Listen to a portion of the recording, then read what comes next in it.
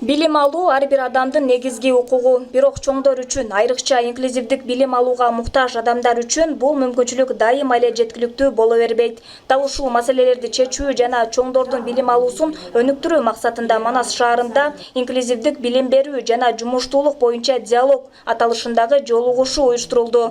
Мүмкүнчүлүгү чектелген адамдарга боорукерлик эмес, шарт түзүү керек.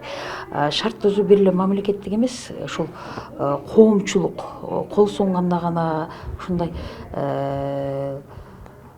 инклюзивдик билим берүү дегендин өзүн туура түшүнүк менен кабыл алсак, инклюзивдик билим берүү десе эле жанакы үй окуткан же болбосо ошол майыптуулугу бардыгы балдарга барып кызмат кылып атканды айтат да. Ал инклюзия деген өзү коомго аралашуу, аларга шарт түзүү жана жумуш менен камсыз кылат. Жыйындын жүрүшүндө адистер чоңдордун билим алуусундагы негизги тоскоолдуктарды талкуулашты.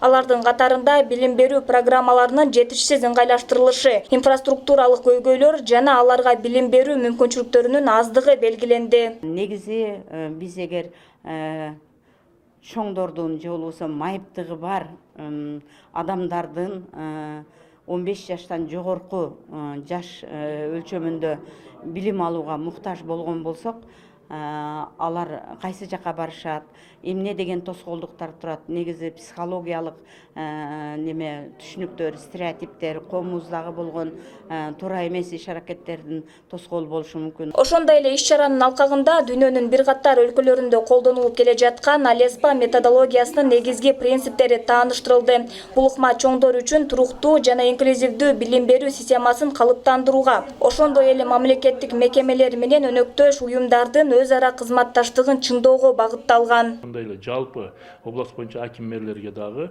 ошол район шаарындагы тууласа майыптыгы бар, ошо ден соолугу чектелген балдардын электрондук базасын түзүп, ошолорго бала бакчага барып атабы, мектепке барып атабы, жогорку окуу жайларына барып атабы, ошолор боюнча дагы ошондой базаларды түзүп туруп, ошолорго колдоо көрсөтүү боюнча тапшырмалар берилди.